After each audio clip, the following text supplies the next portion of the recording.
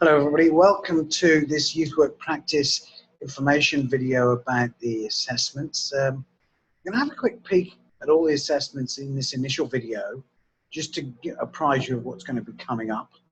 And then we're going to go and look directly at assessment one and have a walk through assessment one so we can get our head around what's going on with our case study client, Danny Freeman, and consider some of the questions that are built around question one. So let me start by sharing the screen with you.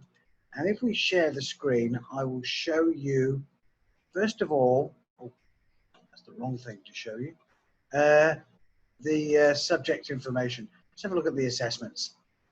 So in our assessments here, we've got a case study analysis. This is a short answer questionnaire. The second part of our case study is, of our assessments, during week 6 is parts A and B, and one of those is a simulated meeting where you're going to sit down with the client and assess them in a workshop. Now, I'm pretty clear that that is a on-campus workshop, and you're going to need to follow that up with some documentation, which is due in week 10, but you're actually going to start creating in week 6, I would imagine. If you see part assessment 2, part C, creating documentation, you need to create the assessment report and then develop a case plan. We'll talk about that a little bit today, but in later videos we'll go into that as well. I won't be doing a video for week 6, but I will be doing a video for week 10 just to help you tidy up around your assessment processes for the case plan and for the referral. And finally, the last assessment is assessment 3 during week 12, which is another short answer questionnaire, evaluation of case plan. I will be the one assessing you on this, so I'm not going to push you too much to make sure you're writing reams. And before we go on, let me also advise you of something I think is really important. Don't write tons and tons of paragraphs where you're burying key information in paragraphs. It's not about writing essays. It's about telling me that you know the right information. So let's be clear about what this is. Hang on a moment. Let me just pop you on pause here. Sorry about that. I had some noises going on in the background. Just wanted to make sure it didn't interfere with our recording. Okay. So, yeah, so let me just keep you apprised of this idea that instead of writing reams and reams of information, instead of trying to show that you know so much, I just want you to try and highlight the key elements. So even if you write dot lists, and I won't penalize you if you're finding the right information for dot points. So my advice is dot points are good. It saves you time and effort, and it saves me time and effort, and all we're doing is I'm making sure you know the right information. So if you can get away with dot points, you don't need to write full sentences just to demonstrate you know the information, okay? All right, so let's start with assessment 1. Oh, actually, we're going to start with Danny, our case study for this course. Let's have a read through Danny's case study here. So Danny Freeman is Torres Strait Islander, 20 years of age, currently living with 7 friends in a shared house that's overcrowded, and is facing an imminent eviction due at the end of the week. Danny has had a falling out with his family over 4 years ago and has been couch surfing or sleeping on the streets ever since. Due to his transient lifestyle, he has very few personal belongings and has reported to workers in the past that he has difficulty managing his personal hygiene and often wears the same clothes for weeks at a time. Danny's been involved in a variety of community agencies over the past years. However, his past experiences with community agencies, Danny has stated he does not trust many workers as they have often let him down. Danny is a private man and does not like discussing his personal life. At times he appears to be nervous and very withdrawn when being engaged in conversation. Danny's been observed demonstrating unusual behaviours such as appearing to speak to somebody who is not there, and as a result, there are concerns he has an undiagnosed mental illness. Danny has disclosed to a previous worker that he has a drinking problem, and when he receives his financial benefits, he'll often buy alcohol instead of food or personal care products. He has tried and cut back, tried to cut back, and says that he has weeks where he did not drink, but that when he has become, he has some cash in his pocket, he finds it difficult not to buy alcohol. So that's his assessment. We will, you're going to be the caseworker. It says down here, after meeting with Daddy, identify primary needs and make several referrals to community organisations. These are the assessments. Assessment 2B is to write the assessment, write the case plan, make referrals. Okay, so let's break this down. I want to go in process here. We will come back to Danny. Actually, we won't. Let me have a chat about Danny first. Here's his primary needs, just so we're clear. I've just written a short list here. So he's got a history of involvement with youth services, and other services. So he's obviously demonstrated he has support needs because other people wouldn't be involved with him. And he's obviously on the fringes and variously failing in his life to different ends and popping up at different places. So he's transient, he's got a mental health issue. He sounds like quite a common case for homeless services. I spent many years working in homeless services, and he's fairly typical of that kind of male client group. He might have an issue, he's got an issue with alcohol, so he needs an AOD counsellor. He's got a history of falling out with his family and family violence and being a witness to family violence, which is child abuse. If he is a witness as a child, that is a recognition of him experiencing abuse as a child, where family violence, being a witness to family violence, is actually participating in understanding child abuse. He's tertiary homeless. Now, what's primary homeless is being on the streets.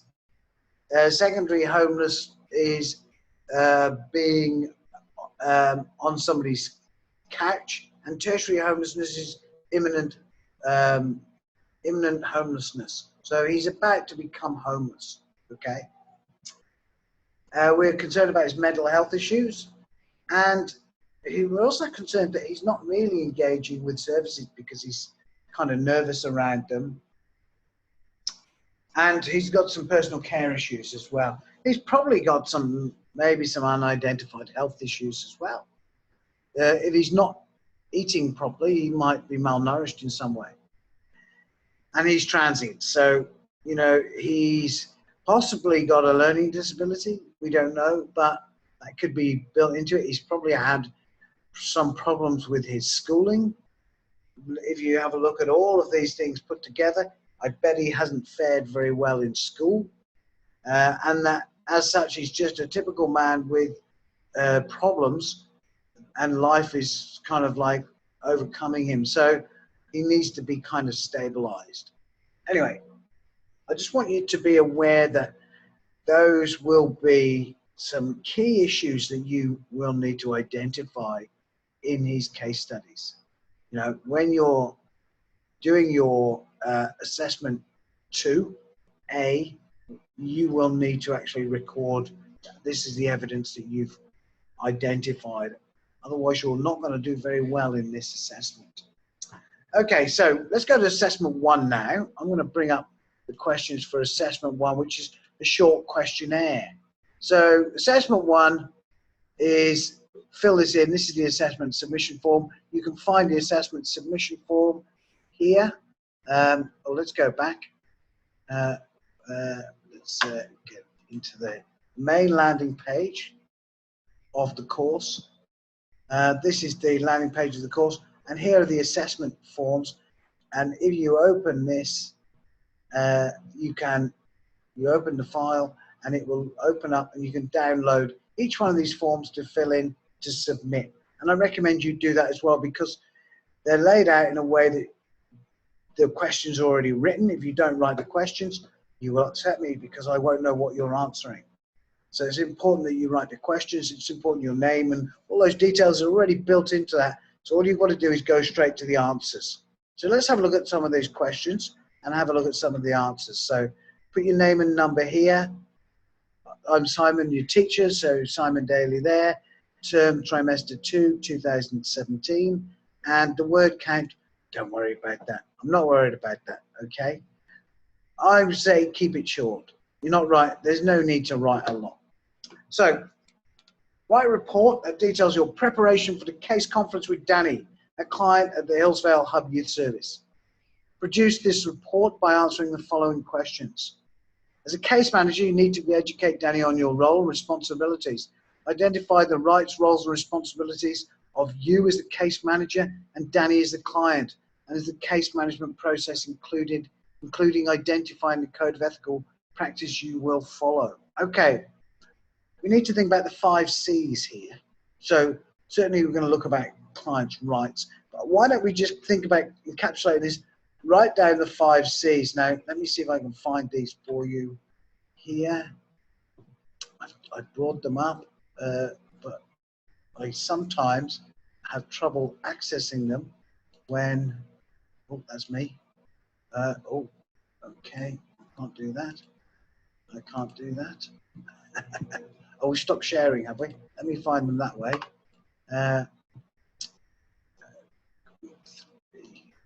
Oh, here we go. We're back. Let me share again with you. Here's the 5 C's, very important. So this is what you want to do in every assessment, okay? Easy peasy. Client comfort, make sure the client's comfortable. Ask them if they're ready to start. Give them a drink, settle them down. If somebody's in an agitated state, there's no point trying to start a conversation with them. Calm them down. Give them time. Make sure you're there to listen.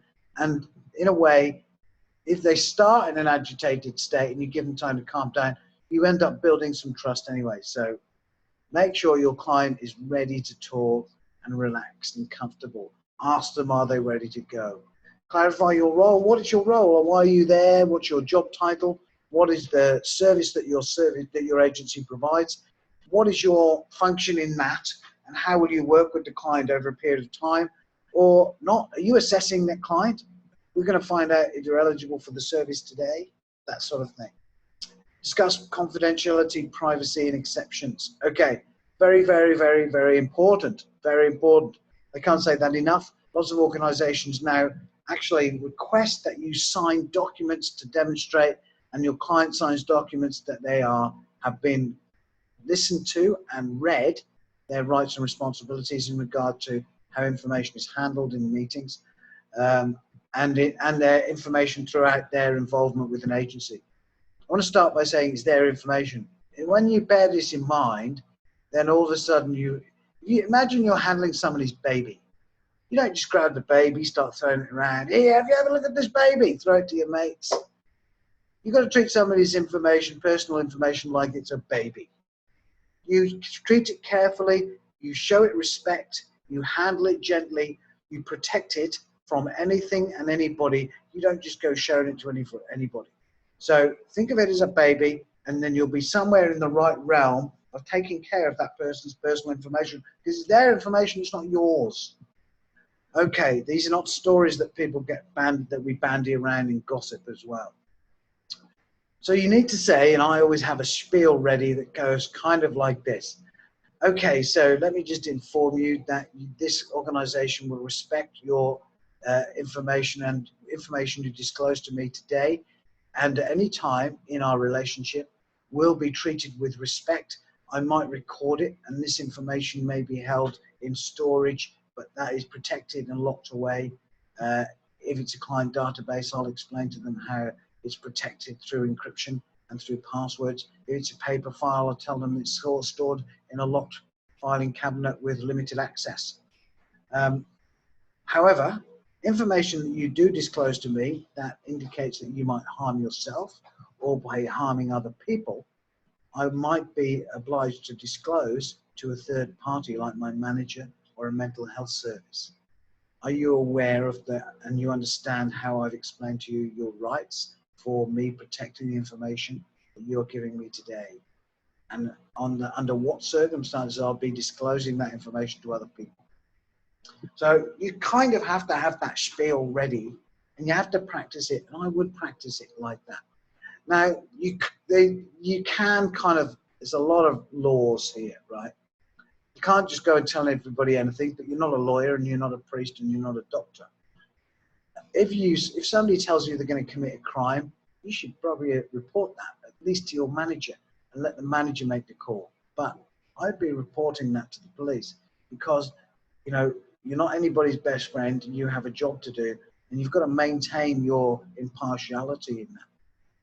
If that means the client goes to prison, then that might actually be the place they need to be if they're going around committing crimes. Think about that. Yeah, will it destroy your relationship and trust? Yes. So is that important? Maybe not. You know, if somebody discloses to you they're a paedophile, what do you do about that? You're mandatory reporting. You're obliged to report that. Will that destroy your rapport with that person? Of course it will. But you have a right and responsibility to children that you don't even know. We all do. It's part of our mandatory reporting responsibilities. So if somebody is disclosing to you that they are intending to harm themselves in terms of suicide ideation, cutting and self-harm, probably not a big issue. You might want to refer that and encourage them into a mental health service, but that's not the point. The point is really suicide ideation in that. And finally, the complaints procedures. You explain to the student, the client, that they have a right to complain about the service they receive, and you show them how they can do that, where they access complaints procedures, where they make a complaint, who they make a complaint to, etc. And then consent processes, they may need to be followed through. Consent processes are where you might be disclosing their information to other people. And let me be 100% clear about this. The laws to privacy are very specific. Okay, so most organizations won't require them and tell you how specific they are, but let me explain to you how explicit they are. You are only allowed to convey to another third party information which you've specifically agreed with your client. Specific information that you specifically agreed with your client to a specific organization for a specific reason. Okay, so you can't go, and if the client says, let's say you want to make a referral to another organization, and the other organization says to you, you know, I need to co-opt your services because you're a housing organization, and I need to get some housing for my client. And the housing organization says, does your client have support needs? So they have a mental health disability. If you don't have the permission to disclose that somebody might have a mental health problem, you're not allowed to divulge that information. You're not even allowed to hint at it.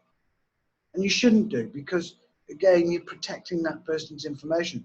You say, look, we've only gone so far in terms of disclosing consent. I've got permission to disclose this person's personal details only, but I can get back to you with a list of support needs after I've confirmed that with my client. So maybe in an organization, you get a consent form signed. So these are the 5 C's. Under the first question in that, we're gonna go here with that. Put the 5 C's in there. Okay. Now, your organization takes a client-centered approach. Explain what client-centered means, and for decision-making in relation to working with Danny. Okay. If I got, where am I here? Sorry, I've gone too far. Wait a minute, I'm on the wrong page. I've got my cheat sheet here. Got my little notes. Client-centered. So, client-centered means that the client is in the catbird seat when it comes to making decisions. All the information runs to the client. The client understands what's going on. You explain to the client, and the client makes decisions based on what they think they want to do. they may not be your personal choices. But as far as possible, and this goes down to how old does a child need to be before they can make informed choices in relation to their care? Well, there's no age limit. You know, even a 3-year-old child, you can say, you know, do you want to live with mummy or daddy? They say mummy. That's a choice they've made. They might not really fully understand what live with means, but they've indicated a kind of choice. And even at the tender age of 3 or below that, you know, people make choices, and you have to respect those choices. And that's what client-centered talks about. It's about involving the client in all the aspects. You've got to imagine yourself as being kind of a tour guide. You're taking your client on a tour of the services that are available to them, given their circumstances. You don't show them everything. Given your circumstances, you know, you probably need a bit of this and a bit of that, and you go, we could go that way, we could go that way. And you show them, and that's being client-centered. I'm just checking. Okay, so even if you think that that is a bad decision, if that choice is theirs, you've got to go with it. If it doesn't harm them, you know, so let's say you think that somebody needs to go and do some more education to become better placed in the job market when they're older, and they say, no, I want to get a job now in a supermarket. That's their choice, and you've got to respect that. Okay. Name at least 3 factors that are important in ensuring that the case manager, your organisation, stakeholders involved in Danny's case are operating within the appropriate legislative requirements, including duty of care you have when working with Danny. Okay, so you've got a list of rights here. This is dot points. List all the laws that you need. Human rights, relevant human rights, not all of them. Rights to privacy, rights to duty of care that you report, disclose risk of harm to himself or other people. And pretty much that's about it. It's legislation that you list there. Dot points. Anti-discrimination. Yeah, rights to complain as well. We looked at that. You've got to put those in. 2 statutory requirements to observe when obtaining information from other key stakeholders previously involved in Danny's case. Now, don't know if you can guess this now. I think we've already talked about it. Statutory requirements by law, what you need to get information. Well, you need Danny's permission because it's his information, isn't it? So, number 1, Danny needs to verbally disclose to you. And on paper, he might need to write that down because you need to fax that or email that written confirmation to another service so they can place that in his case file. You need to explain to Danny why you're obtaining the information, for what purpose. You can't just go, you know, I need to find out about your history of alcohol abuse. Why? That's not your business, is it? Unless it is your business, you're saying, so that we can find a suitable placement. Because he's been involved with alcohol and drugs in his life and he's been involved with services, have they worked? They have not worked. And, you know, actually, if you look, there are instances that people become involved with AOD services between 9 and 14 times before those support arrangements stick for the client and they maintain sobriety. So, and age and wisdom come with that as well, and they may never do it as well. So, but so far, those arrangements have not worked. So finding out what hasn't worked might be an indicator to work out something better that will work in the future. That's why you want to go get information. And that's what you say to Danny. You know, that didn't work. Let's find out what did work. But what did happen in that organisation? Because Danny's also saying that he's not been happy with the services that have been provided. So get their side of the story too. And you might need to say these words to Danny. I need to get their side of the story, Danny. Okay?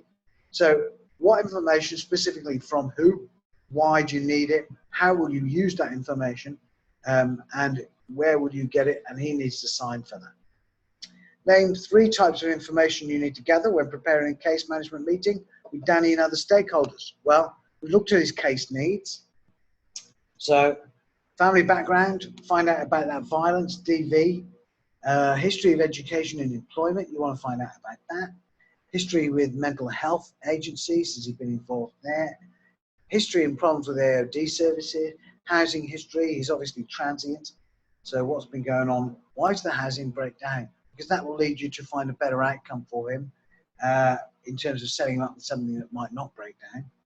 And any support networks he's got, and any significant health issues that might be pending. Put those down. So you're going to list 3 of those. Identify at least 3 boundaries and behaviour expectations. So you say to Danny, look, mate, you need to work with us on those services.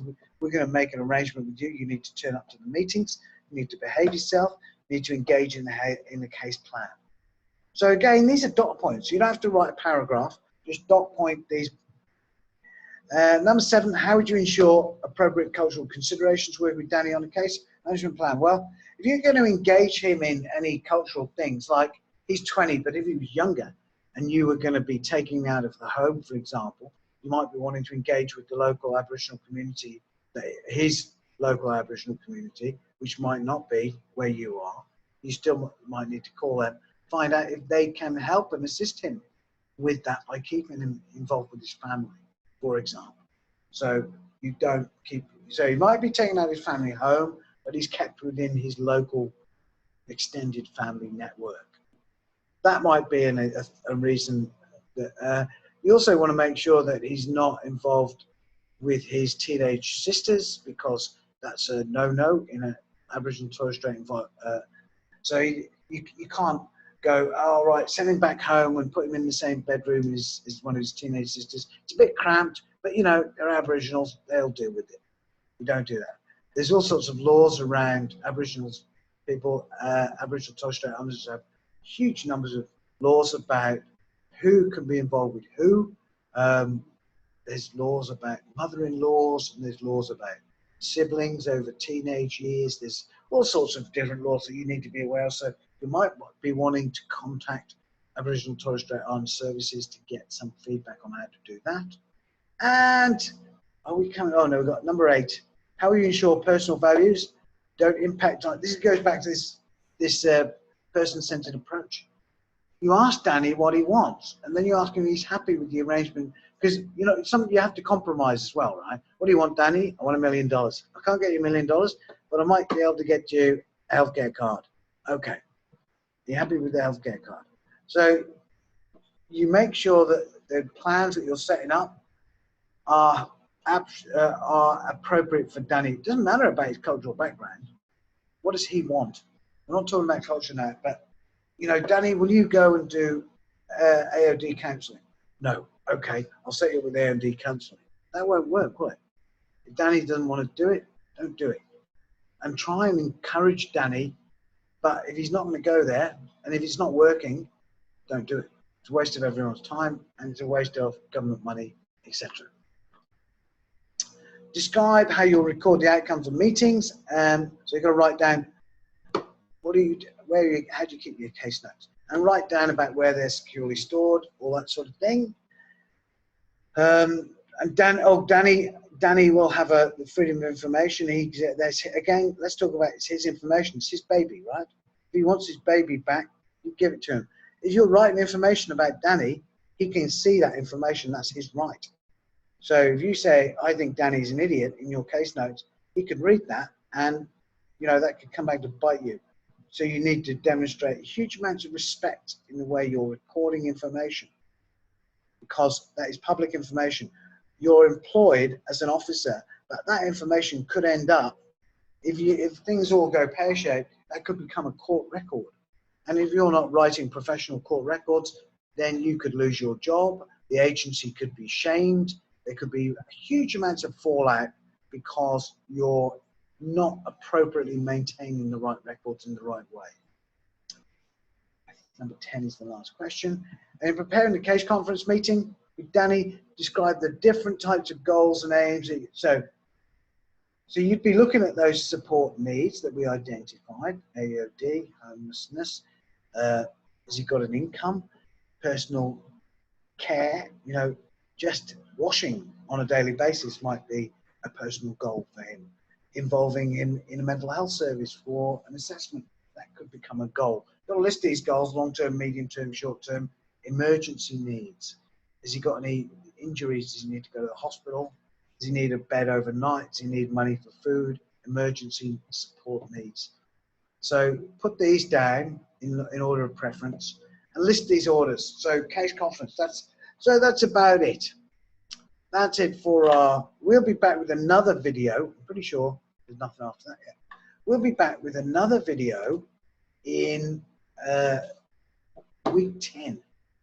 If you need me before then, and we'll get some information about the workshop, or you might be doing Zoom assessments, simulated Zoom assessments. It might be an on-campus workshop. I'm not really sure about that, to be honest. I don't do that. But also, if you want me to advise you for any reason with any aspect of the assessments, by all means, send me an email. I'll be happy to Zoom with you and we can talk about how these assessments are going to work best for you. Any information you might want about making sure that you get what you need to get for the assessment. Okay. Well done, everybody. Thanks very much. Any questions on this, drop me an email or write something in the discussion forum. Be more than happy to help. Take care. Bye.